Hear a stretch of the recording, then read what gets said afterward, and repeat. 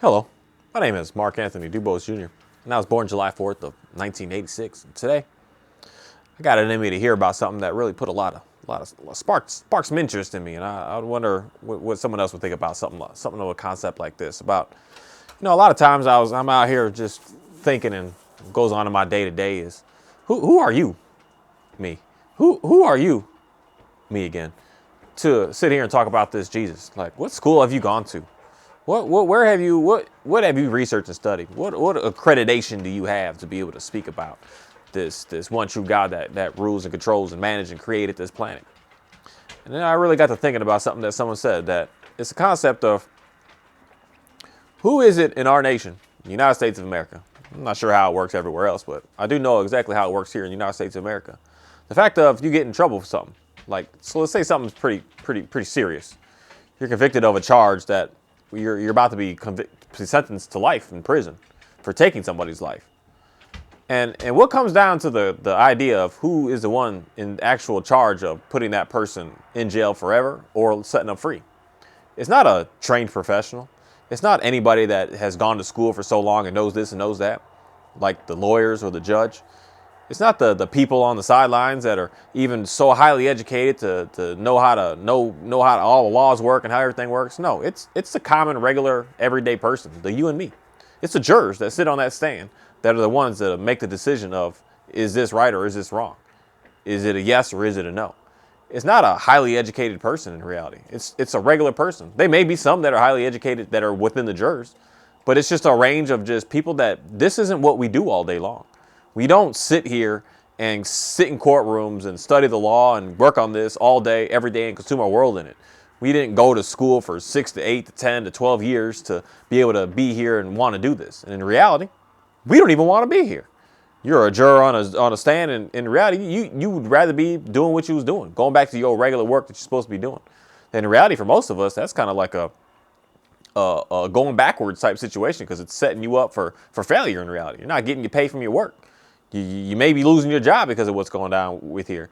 Who knows how long you're even going to be on the jury stand, because this may be a 2-day thing. It could be a 2-week thing. It could be a 2-year thing that you're setting yourself up to get into something that you don't know. But it's not people that even want to be there, but it's people that are selected and chosen, forced to be there in reality. You're forced to have to do it or you get in trouble in reality. So the decisions that come down on these very, very serious cases that we have that go on in our world, in our nation, I won't say world, in our nation, I don't know how the rest of the world does it, but in our nation, we use regular people, not the people that are highly skilled. And that just really says a lot to me, because it just really it comforts me to allow me to really just have a good understanding of realizing that I don't need to be a person that's some scholar that went to seminary school and has got a doctorate degree that you call me Dr. DeBose now, and now I know more about Jesus and the Bible than the person that doesn't have that. Because in reality, just my opinion right here, I'm going to state, the more that you study it in such a way of listening to it in someone else's lens, the more I think that you're confused, because you're not looking at it how it's actually working for you in your life and what's going down with you. That God is very, very personal to us. There was a day that he was working for the all, but things have changed today that it's become very, very personal to us. Very, very one-on-one. So I wouldn't want to get, which I'm going to say is a problem that I ran into, listening to the information of everybody else. Listen to what everybody else had to say about who God is and what he's all about. Listen to everybody else about what they say who Jesus is and what he's not. Listen to what everybody else has to say, as opposed to just reading it for myself to get a good understanding for my own self. And if I would constantly keep on listening to what everybody has to say, I wouldn't be able to come to the understanding of where I am today, because everything that I was hearing was not what it is that I needed to pay attention to. But I come to realize the more that I just got into it for my own self and just was asking and praying and saying, bring me to beginner's mind, so that I could just see this for me right now, what's going on right now, so that I could be able to spread this message more conveniently to others, instead of having the same regurgitated, is that to say a way? Yeah, the same old stuff that everyone else is saying that's not really getting people to really understand who Jesus actually truly is. That's why for me, I don't want to repeat what someone else's story is. I want to speak about what my story is. I don't want to repeat what someone else has and what happened to them and how they were able to come to Christ. I want to be able to share my experience and what's gone down with me in a way that I've seen it, so that it's more relatable, because I'm not just saying what someone else had and what someone else is doing, that I'm giving you the insights of where I'm coming from and what's going down with me. And that's a very interesting thing, because then that it really doesn't come down to the fact of of us needing to have some sort of high education to be able to talk about who Jesus is. We just need to talk about what he's done for us. And that's pretty much all that is needed. And in my opinion, this is just me, Mark Anthony DuBose Jr., I believe that it's more understanding when you're listening to someone who has come to Jesus because of something unnatural, just crazy circumstances. Circumstances that just had an absolute change of heart, change of life, a change of reality, a change of everything. Not someone that just wants to study it to learn more about it and really hasn't had the experience of Jesus in their life. Where they're just trying to go through the text to try to get more information about, is this real or not? And try to go out there and preach that message if it's real or not without actually really knowing for yourself. Not seeing it and believing it and really having it for your own self. That you can sound good because you know all the text. You can look good because you know all the parts. But it doesn't really mean that you actually believe it. Just talking about it, just explaining it, doesn't mean that you believe it. There's a much difference of listening to someone who actually believes it. That you're going to learn and find some more stuff. And that's something for me that I've noticed that I had a big transformation on and what it is that I do out here.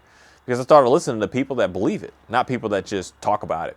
And there's a big difference. There's a big difference. And for me today, I can easily see that big difference. At first, it was kind of hard. First, I've listened to some people that just speak a message and you think it's good because it makes you feel good. It sounds good. It hits every point where it's like, yeah, I'm on the right track. I'm doing good. But then I have to like go back and think to myself like, well, if I was on the right track and I was doing good, why am I still struggling so much? Why am I still hurting so much? Why am I still feeling so devastated all the time? Why am I always just feeling so like without and just tragic all the time? And not knowing how to be able to relax myself and calm myself and stumbling and fumbling all the time. But I heard that message and that message was nice and it sounded really good. It made me feel good. It made me feel empowered, like I'm on the right track. I'm doing good. Everything is great in my life. And then I'm just like, no, it's not. That was false. That was a lie.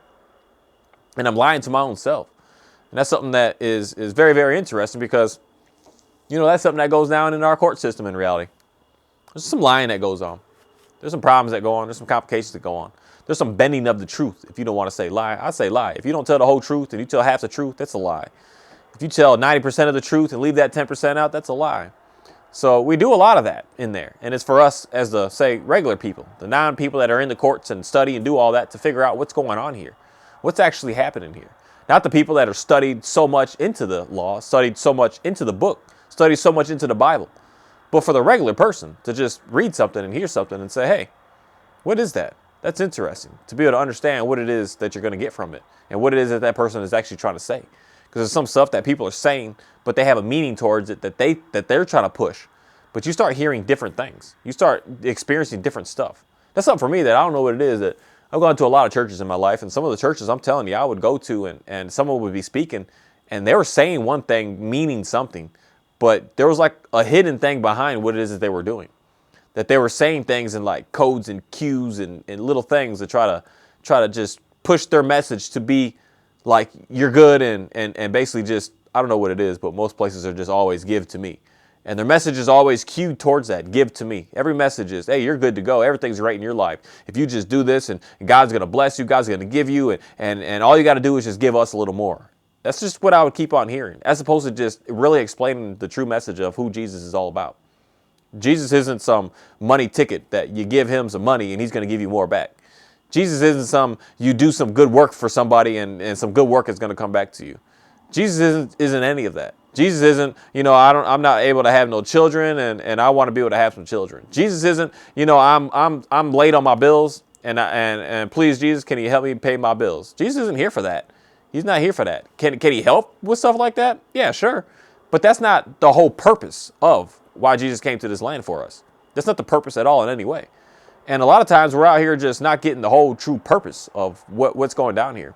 That we're hearing some stuff and we're hearing what the professionals have to say, but they're not saying the whole thing. So it's for us to say regular common folk to be able to get a better understanding of what they're saying by filling in the holes that they're leaving. That they're leaving some holes for you. That's why you're not being able to get what it is that you're looking for. That's why you're still so enragedly angry. That's why you're still so frustrated. That's why you're just so anxiety-ridden that you don't know what to do. That's why you're just at the stage of just desperation of, I just want to quit. Just the point that where I hear a lot of people say this right here, and this disturbs me. of Jesus, come back already. I can't wait for Jesus to come back. I can't wait for him to get here. If you knew your Bible and you knew God and you knew the whole situation and not the little bits, snippets, that's the last thing that you would want to happen in your lifetime in reality. That's the last thing you would want. You don't want that to happen. When you hear about these wars and all this going on today, that sounds good and pretty compared to the day when Jesus comes back. Because that's what I would say is read the whole book to get a good understanding of it, not just listen to what somebody has to say about it. So if you're a person that's just at that last desperation of, please, God, just come back now to be able to take me away from this misery, you need him more than ever, than beyond ever, right now, right this second. Because that's the one thing that's calling you to him, to calling you to get closer to him now. Because he's not going to be there later for you if that's the way you're talking and looking. Because you're not actually following him. You're just using him as a ticket to be able to get yourself out of something that you've never actually put yourself in. You're out here trying to do everything you can to harm your own self. You're doing everything you can to harm other people around you. And the greatest command that Jesus gave to us is to love God, love yourself, and love others. If you're out there just get me out of here and get all these sinners off this planet, you're ready to get off your own self. Get all these evil people off this planet. You're ready to get off this planet as well. You're part of that same crew. Your best thing is to live as absolute long as absolute possible with never even seeing Jesus in your waking life out here. Because the day that comes is going to be absolute destruction. And you don't want that. You want to be able to find that peace now. You want to be able to find that joy now. You want to be able to find that way of being able to just be able to deal and be able to sit through the suck and just live. And it's something about just listening to the common folk. It's something that just really got me inspired today, realizing that I don't need some fancy degree to talk about who God is. I don't need some fancy degree to try to get somebody to be able to understand what it is that I do.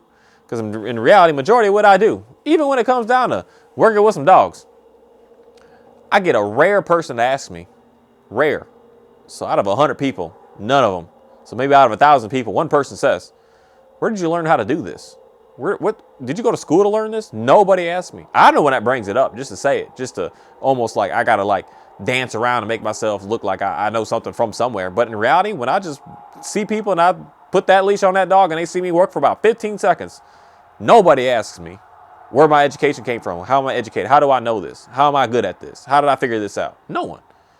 And it's fascinating that we got people today that want to talk about that in a way with Jesus. You don't have no education, so I'm not going to listen to you about talking about him. And that's so backwards. That's so backwards because the beginning started with none of this. The beginning started with some people that were eyewitnesses that saw some incredible things. The regular people, regular folk, people that are just regular jobs, fishermen and tax people and just regular people. And they're the ones that were able to spread that message. It wasn't the people, the scholars and the people that knew it all. Because in reality, that's when Jesus was coming and saying, hey, these people that know it all these scholars, they're the ones that actually don't know it. They're the ones that know it, but don't live it, don't believe it, don't trust in it. And that's where I think you run into the situation with a lot of people out here that talk about this Bible, that they know it, but they do not believe it. They do not trust it. They do not have all their faith into it. They're just dancing in and out and all the way around. They'll believe some passages, but leave up on others. Especially when their entire message, always, over and over, week after week, is just talking about money. That's like a small thing of what this life is all about, is money. If we figure everything else out, that wouldn't be the major part. But it's a major part because we don't know how to deal with the other issues that we have. And one of the major issues I'm going to say is that procrastination. That not getting up and getting stuff done. That just pushing it off to the side and just beating it away as if, I'll get to it later. That's our number one downfall. Not that you don't have enough money. Not that you don't have enough resources. It's that we're procrastinating. We're not getting done what it is that we said that we wanted to get done. Not even things that we know we should do, but things that we said ourselves. I'm going to do this today. I'm going to get this done this week. I'm going to make this happen this month. And you don't do it. You don't follow through. And you don't even start it. And then you just keep delaying that and delaying that. And all you're doing is delaying your freedom. You're delaying it every single day that you decide that I'm just not going to this and it's going to be all right. You got to take that extra 10 seconds, slow down, get it done, follow through, and then we can go ahead and move forward with something. And that's something that we always have to consistently keep doing. Or you're not going to be able to get what you want. So when we got people out here that all they really want to talk about is money and demons, there's way more things to worry about on this planet. Way more things to worry. That those are the small things. And those two in reality kind of go hand in hand. Because the more and more you start to get that resource of that money, the more that you want to start to be pushy with things that happen on this planet and not try to do the right thing and be about the right stuff. You start to sway away and get into the wrong situation. That's why for me, it's very interesting to be able to I enjoy listening more to the people that know God, that experienced Him, that's felt His presence, that something's happened to them that just is crazy. Crazy. It just is. When they speak, it's like I can't even speak. I can't even put words to what's happened to me in my life with what I've experienced, with the understanding of just studying and reading my Bible some more and reading more books about this Bible some more. Like it's just I can't get out of it. I just want to keep going more into it. I read other stuff here and there, listen to other stuff here and there, but I enjoy being able to stay further and further into it, to learn more. To learn more about when someone says, oh no, this book is all about slavery. It's a handbook on slavery. And I'm just like, I want to learn more about that. Buy me and give me the information to be able to learn more about that so I can figure out what it is that's going on here. So that hopefully at some point I'll be, say, smart enough, not educated enough. I don't want to be educated, but smart enough, wise enough to be able to say something to you to make you rethink some things. Not to change your mind, because that's not my goal. My goal is to keep changing my own mind to figuring out what's right and what's wrong. And someone comes to me and says that I'm wrong, so I got to look it up and figure out, am I wrong?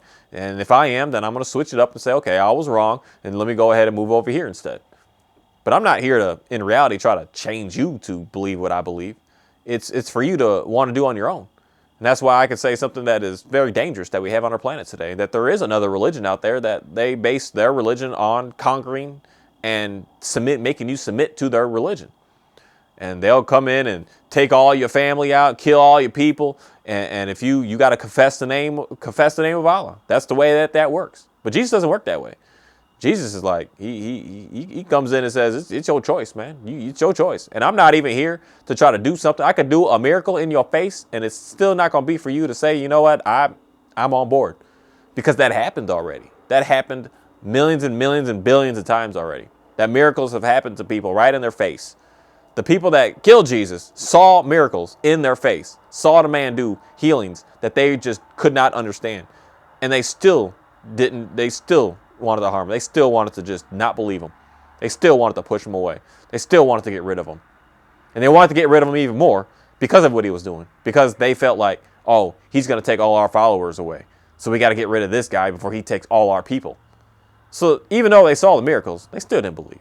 So that's why for me, and having a real good understanding of all the apostles and everything that went down with them and how they all unfortunately passed away in a very tragic, disastrous way, that they were the regular people, not the highly educated people. They were the people that saw the miracles and believed the miracles, had faith in the miracles, and trusted the miracles. Not the people that were trying to gain and get for themselves, but trying to gain and get for someone else to be able to listen so that they can go ahead and get to the one that's going to be able to help them, because they weren't the ones that were able to help them. But we got a lot of people out here that think that they're the powerful ones. They're the ones that you need to follow. They're the ones you need to pay attention to. They're the ones that are going to be able to bring you, get your demons out of you. You can't do it. They're going to do it. Jesus can't even do it, but they're going to do it in Jesus' name. They want the credit. They want the recognition. And that's some complicated stuff. That's some sticky stuff to be around. That's some just toxic things to want to consume yourself around. And for me, I just know that I'm not here to change your mind into reality. I'm here to just continue to keep on saying some stuff to make you rethink some stuff. And if you decide to take what I'm saying and look it up and research it and get a little, what's going on with that? And then you start looking at some things, you find some things, and then you decide to change, cool. But I'm definitely not here to force you to do anything. And I think that that's probably one of the most beautiful things I can say about God of the Bible, God of this world, the Jesus of this world, is he's not forcing you to nothing. It's your choice to accept it or reject it. He's not forcing you to have faith. It's your choice to have that. He's not demanding that you do it. He's giving you all kinds of choices, giving you options. You can or you don't. He says you can do it out there, you can do it on your own, or you can do it with me and allow me to help. And we have choices. And I think that is probably one of the most beautiful things, because it lets me know that there's no fight. There's no reason for me to try to burn a church down because they don't do what I think is right. There's no reason for me to go out there and try to kill and slay and harm people because they part of they're gay people, they're lesbian people, they're trans people. You do what you do. You have a choice. You got a choice. And in reality, I'm just gonna say it straight up. That's a sin. It's no different than me fornicating. It's no different than me committing adultery.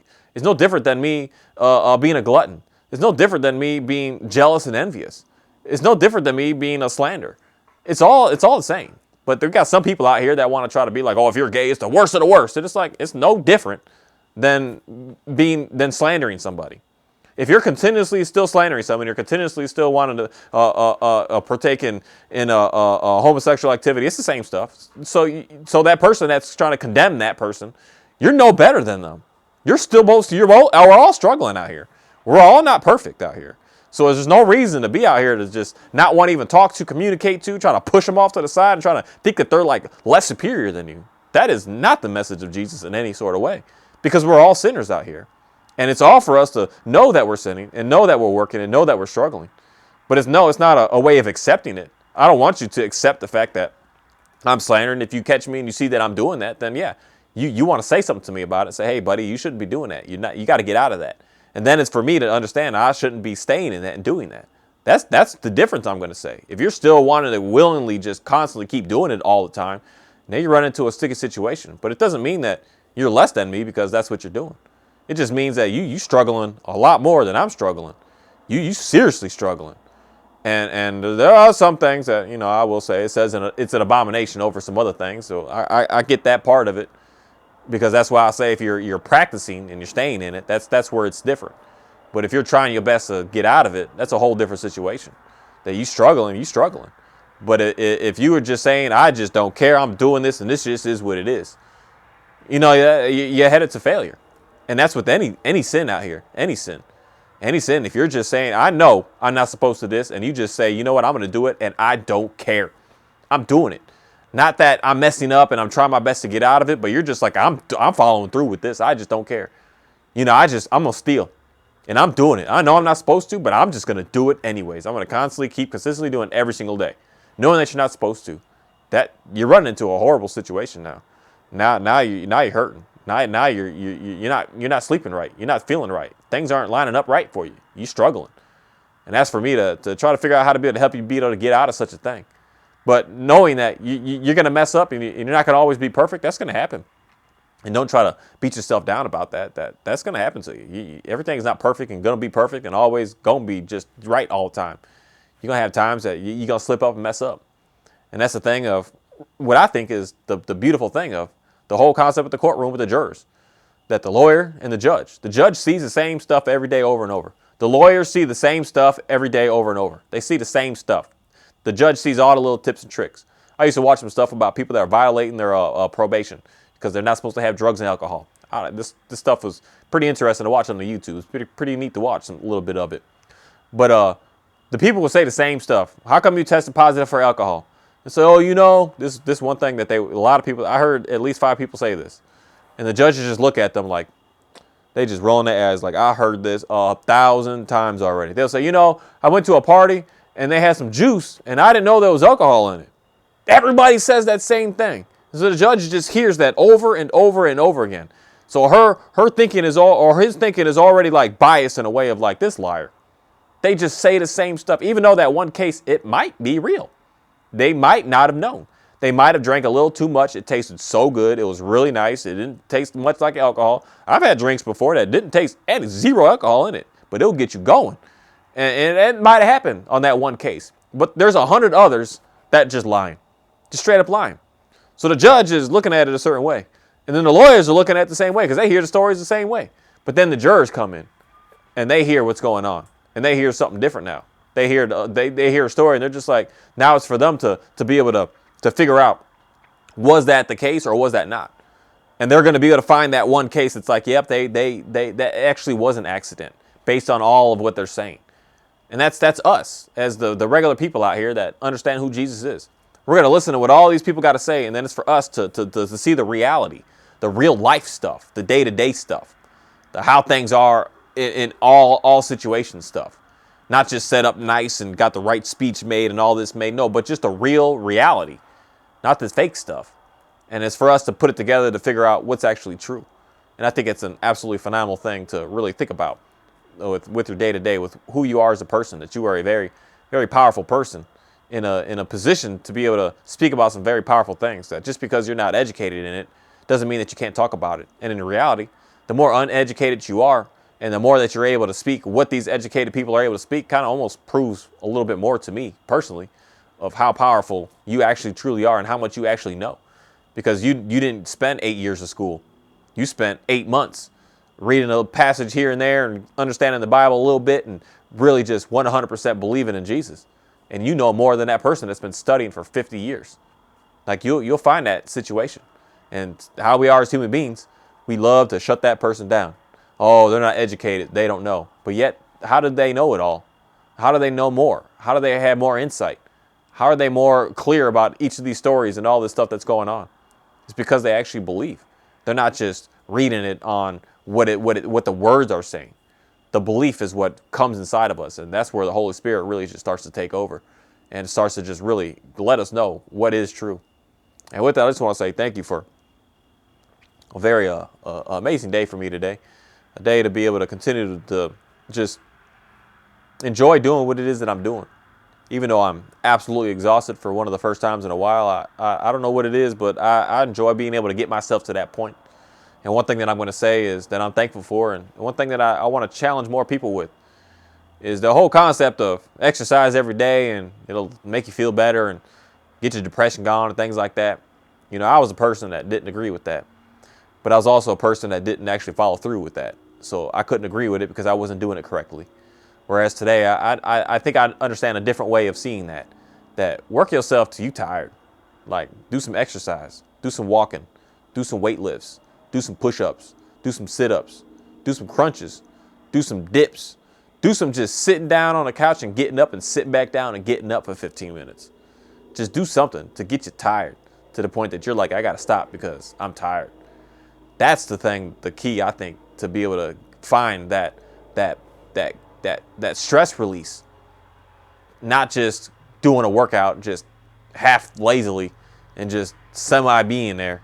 That's not really going to get you anywhere. It's especially doing it on the days that you are tired already. You already feeling lazy. And that's the day that you push even harder. And I'll tell you, there's something about that is absolutely amazing. It's not the halfway doing it, but it's going all out. Not all out. You ain't going to take no, I mean, for me, a 5-minute run, shoot, a 3-minute run can get me tired. It don't take a long time. It's just a matter of what you do and make it work and be wise about what you do. Don't think that, oh, I go for a walk and this time, no, grab you some weights and go for a walk and do some arm lifts, do something. You get tired in 3 to 5 minutes. That's all that it takes. That's all you need. You sit down and do some push-ups, you're going to get tired after about 15 to 20. You're going to get tired to the point you're like, I can't go no more. And your heart rate's going to be going. It's going to be moving. Then the next day, it might be an extra one. The next day, it might be an extra one. It might hit to a point that it's 100. Then you put some weighted vest on and you keep doing it. But it doesn't take no hour, 2 hours. It takes 5 minutes to get you tired. 5 minutes. You do that every day, no matter how tired you are. There's something about that is magical. Something about that really does work. But you gotta commit yourself to doing it and do it and make it happen, regardless of what's happening. I'm telling you, there's something that's fantastic about that I'm starting to really realize. It's for the first time in a while, I'm actually like following through with that, and I'm seeing a difference. I'm experiencing a difference. I'll be tired some days, but that's kind of cool because then you sleep better. And when you sleep better, what happens? You get more rest. When you get more rest, what happens? You're more relaxed. You're more calm. Something that I never really paid too much attention to with myself, but I definitely 100% do this with dogs. I know a dog that's a good, happy, nice dog, calm dog. To get a calm dog, you got to work them to a point to get them to be calm. And once they're calm, they're such a nice, amazing experience. And I'm realizing that with myself, that I get tired to be calm, to have a nice, easy experience. Just an experience of just a bless and just enjoying life. And not being on this run and anxious, crazy, just I could hear how quiet it is. That's one thing I'll say that I'm really thankful for this morning. Going for a walk, it was quiet. It was so quiet, it was almost like creepy, scary movie type quiet. But it was so peaceful. And then for me to just be able to get tired, I'm telling you, there's something about that. And I challenge everybody to start doing that. That's something that is just life-changing. Life-changing, not just some little games. No, it's a significant change to you. Because I think a lot of us are struggling with sleep. A lot of us are out here needing medications and drugs and substances to help us sleep. And those substances don't actually put you in a sleep. But when you get yourself mentally tired and physically tired, that puts you in a sleep. And that sleep, I'm telling you, you don't need no 8 to 10 to 15 hours. A good 30-minute sleep. I mean a sleep. You sit down and you are asleep like that, and you wake up at 30 minutes, you're good to go for another 8 hours, like good, strong 8 hours. It's powerful when you sleep real good.